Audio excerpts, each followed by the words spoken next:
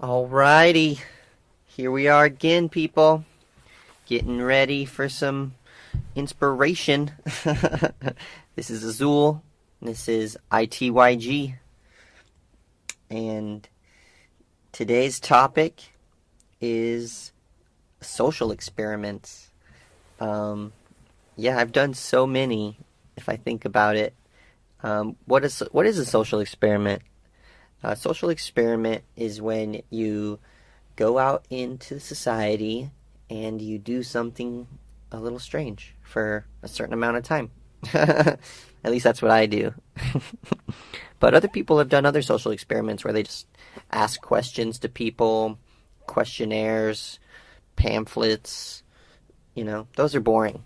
That's not what I do. um, wh- you know, why would you want to do a social experiment? Well, there's many reasons. Um, First of all, you're a human, and you got to learn from your surroundings, and you got to learn what gets you around in the world. But most importantly, we just want to always improve our brain. And how can we improve our brains if we're always just doing the same thing? So you got to change it up. You got to do different things. That's what that pattern interrupt episode was about, and that's what this episode's about. Um, Improving the brain. So your brain is able to grow so much in a short amount of time if you apply yourself to changing it. You also get to learn when you're experimenting with society and poking at them. You get to learn about yourself. You get to learn how to do the experiment better and how to just see things in yourself that you might not have known. And also, same about other people. As you're experimenting with them, you get to learn, oh, that's interesting. People react this way. So yeah, back in the first episode, when I was talking about my social experiment of being homeless, um, I did all kinds of different things to learn about people and see how people interacted, and would ask them questions and see what responses I would get. It's interesting. And the most important reason to do a social experiment, to go out in the world and do something a little strange, is to find a deeper truth, to find a real hidden meaning behind experience, behind people, behind the world, behind behavior. Yeah, these are all very important things to learn. So one of the things that I've done, the biggest one, of course, was my homelessness experience. That really impacted my life in like a huge way. I got to learn about why people even go after money in the first place. Why it's not such a bad thing to be homeless. Why, when you're homeless, you have so much more time to be creative and to do the things that you couldn't do otherwise when you were chasing money. So that experience was great. You can go back to that podcast. That was in my first podcast. But another one that I love doing, that I still do all the time, is I'll make chocolate. I'm a chocolatier, so I'll make chocolate, and I'll make them in different shapes, and then go to festivals and give away chocolate. That's a social experiment because, first of all, people have to trust that the chocolate is like clean and no drugs. And I've never put drugs in my chocolate. That's like not something I do. And it's just fun to give away chocolate to people. You spend, whatever, 60, $80 on ingredients, and then you get to make someone super happy. Not just someone, like last time I did it, I made like 100 chocolates almost. So I got to make 100 people like super happy. So it was totally worth it. And what did I learn about myself? I learned I love to give things away. I learned that society is really questionable to gifts. They're like, oh, that's free. I don't know. Should I accept it? And at a festival, people are always like, oh, is there drugs in your chocolate? So that's always fun to figure out how to get around that question. In the beginning, I would get a little like irritated because I was like, come on, you guys. Really? But then it makes sense. Like, obviously, you gotta check your surroundings. But yeah, most people, to see that look on their face, it's priceless. One of my other first experiments that I did was I wanted to see what I was capable of. And that's what social experiments do. They test to see what you're capable of. And in my family, we have a family of artists, a lot of real creative minds, either creative in building things or creative in fixing cars or creative in art. And so that's like my great grandma and my dad. He's super creative. And so I just wanted to see if I could tap in to my inner artist. So I decided I'm going to go to Mexico and I'm going to sit on the beach and I'm just going to draw every day and see if I can improve my art ability or access my latent art skills. And I think I did. I think I tried a new style of art, pointillism, where it's just dots. I was really inspired by the internet, by other artists in the street, by different artists I met at festivals. One of my really good friends, she was just drawing and doing dots, and I was like, oh my God. Excuse me, pause. Yeah, so she was just drawing, making dots, and I saw her, the shape she was making was this really abstract type, and her fearlessness in creating this art, like, really woke something up in me. I was like, wow, like, I can do that. I can do that, you know? It doesn't look so hard. And that's what's really cool about going to different places and doing different social experiments is you realize that you're capable of so much. And when you see someone else do something that you might have thought was hard or was scary, then you can do it too now. You're like, oh, that's not so bad. Like, so you're able to break down different barriers in yourself by doing these radical acts, I call it, so social experiments. So yeah, by going to Mexico and spending 2 months on the beach, you know, maybe some people call that a vacation. You know, I was really determined to like create a piece of art every day. And sometimes that can be hard because you don't have inspiration, or you get self-doubt, or you get caught up in wanting to travel or see things. But I really made an effort and to watch my brain shift into that creative mentality and that that discipline, and finding that discipline in myself really was great. So even just little things like that you can go do and test yourself.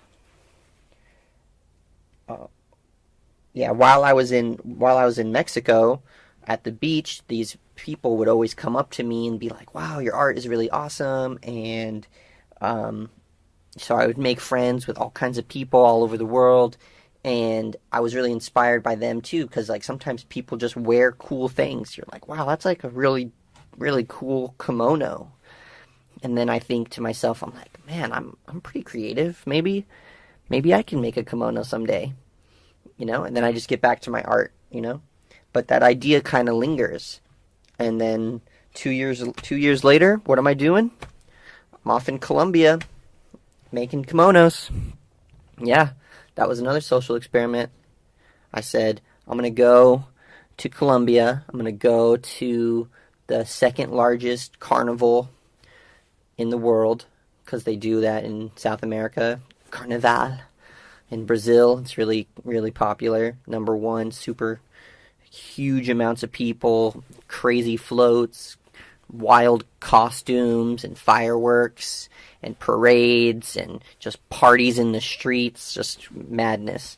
In Colombia, it was smaller. It was like a couple parades, really still crazy costumes, still like tons of crazy parties in the streets. And so that's what I was like, oh, okay, that seems interesting. Let's go do that.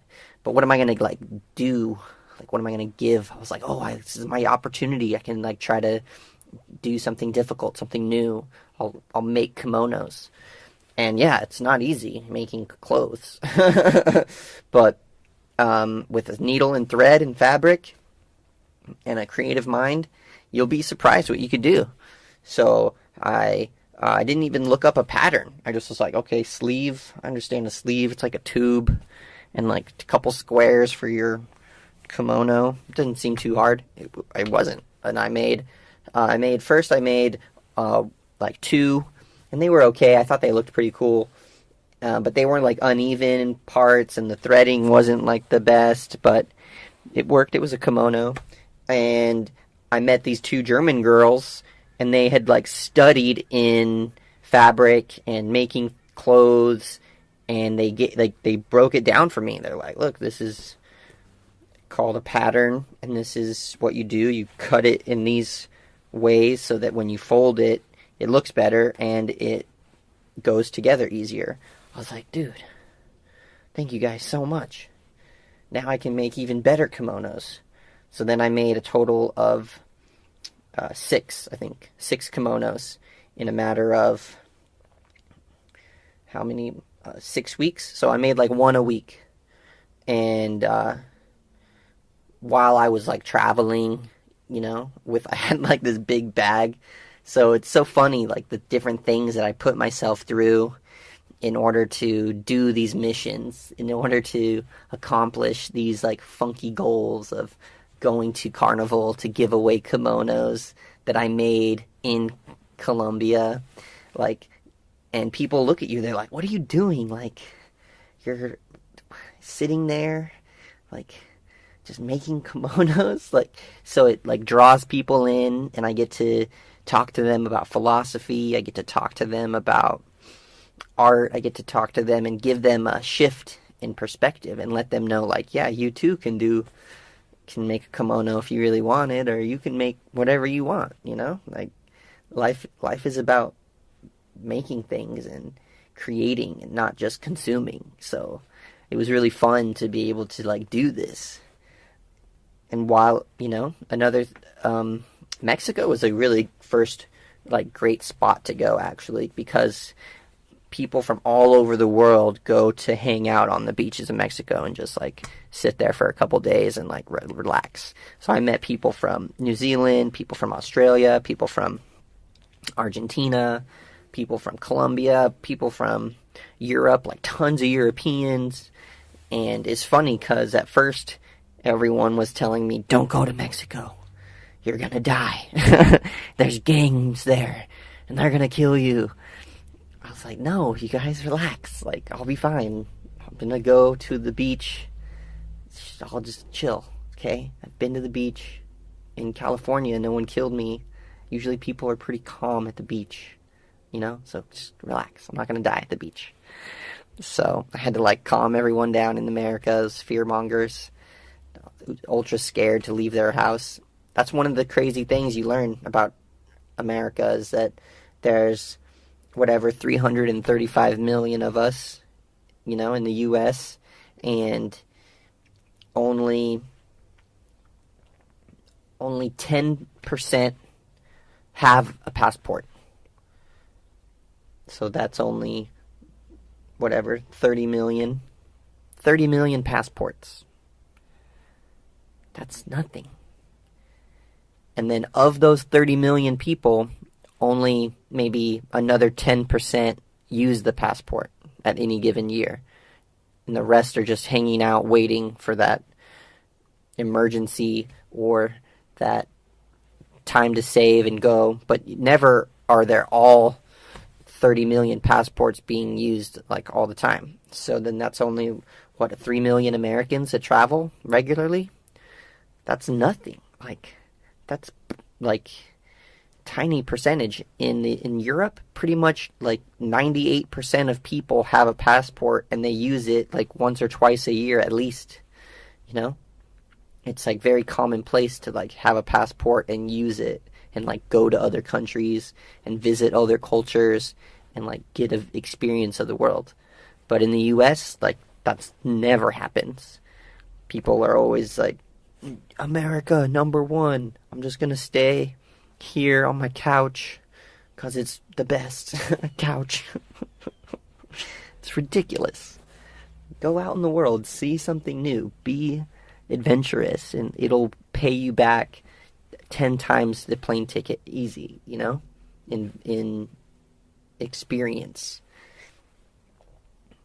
So yeah, so while in Mexico, I met all kinds of people. They told me, oh, go here, go there. So it was almost like I was doing I.T.Y.G, I Trust Your Guidance, before I ever started this podcast. I was always just trying to listen to people and follow what they said because I figured they loved me and they had the best intentions for my travels, and they kind of got a vibe for what I would be into based on things we talked about.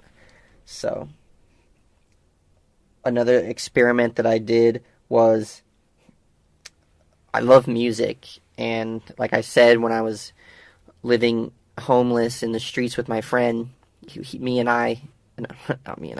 him and me would always play music to entertain people and try to make tips. And so I really fell in love with creating music. And I was always really inspired by him and his ability to play so great music, like under all kinds of different states of consciousness. Like sometimes he would just be super baked and tap into a whole nother world of music. It was so beautiful just watching him play. So I was really inspired by him. And so I thought one day, I was like, maybe I'll go to Spain and I'll find one of those little guitar villages and I'll make a guitar and I'll just play guitar every day. And that was a good idea, but instead I decided just go to Barcelona because it's like a big world community and there's tons of art, and I'll just buy a guitar. It'll be easier, just buy one. But my intention was to buy it and then give it away to somebody that I meet along the way, and then that way they get a guitar. So it's like have the music keep traveling. And that's what I did. So I got to go to Barcelona and I got to just play music every day. It was wonderful. That was a double mission. I was making art every day and playing music every day. I would spend maybe 2 hours playing guitar. I would like walk to different parks and see different sights of nature carrying my guitar. And then I would just stop somewhere and just keep playing and learning. And I got to like practice the flamenco style and like really challenge my brain, and because that's like not the easiest style to learn. So it was really fun to like challenge myself and learn that style. And then I would spend like 4 or 5 hours like making art every day and talking to people about my art and my guitar. And so it was really cool just to be in that world community of Barcelona. And by trying to make not just only art but music, like my brain was like really challenged to be creative, and it really helped me like, what did that help me do? Oh, so since there's so much street art in the streets, by walking to all the different parks, I would get to see so much cool street art. I think I saw like 2,000 different pieces of art in 2 months. Like, it was so cool. You would walk, and at one point, you would see a wall, and there'd be this beautiful mural. And then you would walk by it the next day, and it would be a totally different mural on the same wall. Like, the community there was on point. They were like really active in creating street art. And so by watching all this novelty being created all the time throughout Barcelona, I was like, oh, I can do it too. Like, I can create art. I can be inspired by this. Like, this can fuel me too. Every day is a new day to make something great. So that was really fun. That was a really amazing mission. So I love going to festivals, and one festival I love going to, of course, Burning Man. Shout out Burners. But that festival has kind of gotten, it's changed a lot over the years since I've been going, and I've been noticing that people aren't really creating as much as they are taking from that community. And it's being kind of exploited in the media, and it's just changed a lot. And so I was like kind of wanting to take a break and see what other festivals are like. And so I was really inspired by New Zealand. They have a smaller festival called Kiwi Burn, and it's similar, like, ideas. You want to practice all the 10 principles of Burning Man, but there's just way less people, like maybe only not even 0.5%, because Burning Man has like 70,000 people, and this only had like 1,400 people. So yeah, whatever, tiny amount of people. But in that tiny amount of people, you get to like really meet everyone. And so my social experiment for New Zealand, the first time, was to go, and I was really inspired by my friend. She's like a creator. She like creates all kinds of clothes, and she's just super dope. And she created this hood, just had like a chain, and it was just a hood, no jacket, just like, you get it, a hood. And it was like a peacock, and it was great. I was like, dude, this is the thing. Like, thank you for creating this. And I always told myself, I was like, yeah, man, one day I'll make one. And so I kept that in my mind for many years. And then, boom, New Zealand comes around, and I think, oh, now's the time. So again, I just buy a bunch of fabric, get a needle and thread, and I'm just inspired. I'm like, I know what a hood looks like. It's 2 squares sewn together, and you just decorate it. So, dude, it was so fun making these hoods. I made 9 of them. I made some that were really long, like infinity hoods. I made some with all the chain, and with fuzziness. Oh, it was so great. And my intention was to walk around the festival and give away the hoods to people who complimented me. So that was the same thing I did in Colombia as well. But so I would walk around, and I'd be wearing the hood, and have another one in my backpack, hidden away. And I would wear one. I would just be like dancing and like looking at people, and people would be like, "Wow, dude, that's a really cool hood." And I would like, awesome, like getting the vibe. And it would be strange. Like, you would think like a lot more people would compliment people, but it's really rare. Actually, that's one thing I learned about doing that giveaway stuff to people who compliment you. People are like kind of shy with their compliments. I don't know why. It's a strange thing. I try to compliment people all the time, all kinds of things, because I'm just a really loving kind of guy. But people, normal people, regular, all kinds of people, shy, super shy. Even festival goers, super shy. So it was tricky, I was really eager to give these. I was like, I want to give them away. And it was, people were just like, oh yeah, that's cool, man. But so the first guy, he was like really in love with it. He was like, dude, that's one of the coolest things I've ever seen. So I was like, here, man, put it on. And he put it on. I was like, yeah, man, you look great in that. I was like, you should keep it. And he's like, no. People are like, they don't want to take things from people too. They're really humble that way. And I was like, no, that's like the whole idea. I made them to give them away. And they're like, they break down. They're like, oh my God, it's so beautiful. So then I would put another one on and like dance away. It was so great. I did that. There was one though I had to keep because it was just so cool. It was blue. It was made out of like couch fabric. The fabric was even gifted to me because I was making all the hoods, and people saw me making them, and they're like, "Oh, we have some extra fabric here. You could have this."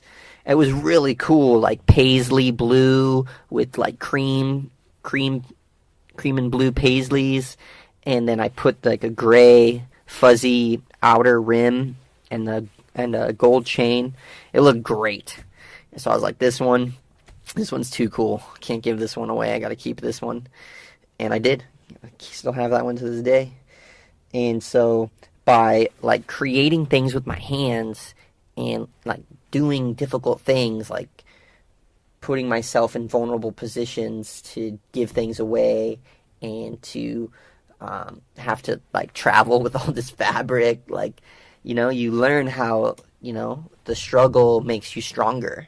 So I totally encourage everyone listening to this to like meditate on like wacky projects, things you can either do to give away or things you can do to like change your appearance. That's one of the missions that I'm doing right now is I'm wearing these super loud, colorful suits.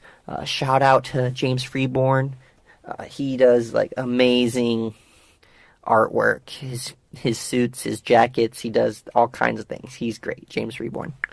And right now I'm wearing some of his suits, and they're so like in your face. Like as soon as I walk in the room, like everyone looks at me, and everyone's like, "Who is this dude?" And I just feel great. Like I feel great just putting them on, like in my hostel all by myself, like in front of the mirror. I'm just like, damn, I look great. And like just that dopamine rush is like helping me learn Spanish better. It's like helping me just be more creative with my art. So just all that extra dopamine and serotonin is priceless, and it comes from just clothes, just from changing the clothes you wear. It's like the most simple thing that so many people overlook. And yeah, I've learned a crazy amount from wearing suits, because normally people wear a suit because they have to. They go to work and their work demands that they have to wear this. It's so crazy because like it's like a uniform. It's like a control mechanism, it's like a status symbol, but the person that is forced to wear it hates it usually. It's rare to find people who like the suits, because then they go home and they can't wait to like take it off because it just reminds them of work. So they build up this like negative connotation of like work and stress and a boss.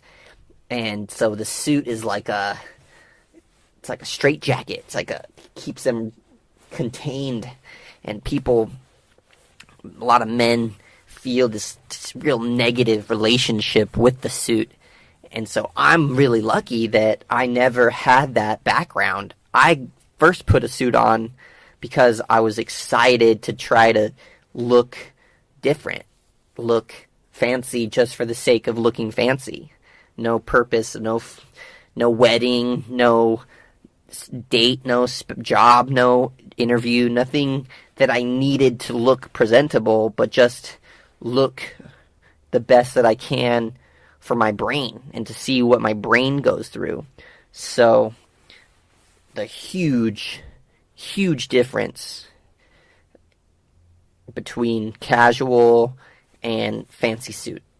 And even more different between fancy suit and like loud, colorful, expressive paisley suit, pattern. Like there's even a huge jump from there. So I encourage everyone to stop dressing in a uniform way. Dress super abstract, super wild, loud as possible, and just see what effects happen in your brain. And do it confidently, because the confidence is really what's channeling all the dopamine release. So yeah, boom. Social experiments. I've done a bunch. That's just a short list. of the ones I've done. I try to do a different social experiment every year, maybe 2 or 3 a year, just because I'm an extreme learner, and that means that anything that's any opportunity I have to learn something new, I try to take full advantage of that, and I always look for inspiration to learn something new and do something different. And so that's like a rare quality, and like, yeah, I encourage other people to try to be extreme learners too.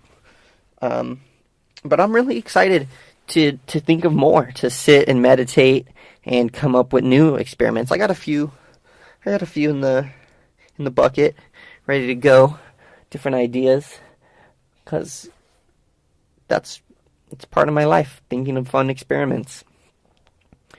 And maybe one day, you'll see me on the streets doing a wild experiment, and you could be like, I know you. So another element to the social experiment is the idea of radical self-improvement. When I say radical, I mean drastic. I mean sudden. I mean, yeah, and self-improvement is the goal of most day-to-day life. I think that's what our biology is like programming us to do, is to improve upon the previous model, the last day. It's like this innate drive and striving to become better. And when it happens really radically, really suddenly, really forcefully in a new spontaneous direction, the results can be beyond words, can be something you could never have expected. And that's one of the things that I learned while traveling, was be ready to accept the unexpected. Because oftentimes we have a fear of the unknown. That's like a huge fear that people have, is the fear of the unknown. And when you look at the unknown as a negative, then you're less likely to do something. But the unknown could be the best thing that has ever happened to you. Because it's really just like a question mark, It's like a mystery, Sometimes you open the box and it's full of chocolate. Sometimes you open the box and it's empty, That's unknown. You didn't know the box was closed. You didn't know it was in there. That's like why gifts are so great, And so we have to think about life in that way, that it's a gift. And instead of being afraid to open it because it might be empty or it might be a rattlesnake, just be prepared and be ready for the potential downfalls, but be excited that it could be better than you ever could have thought. Like, that idea really has led me to do so many great things. So take that with you. Definitely don't have the unknown be this terror. Have the unknown be this potential blessing.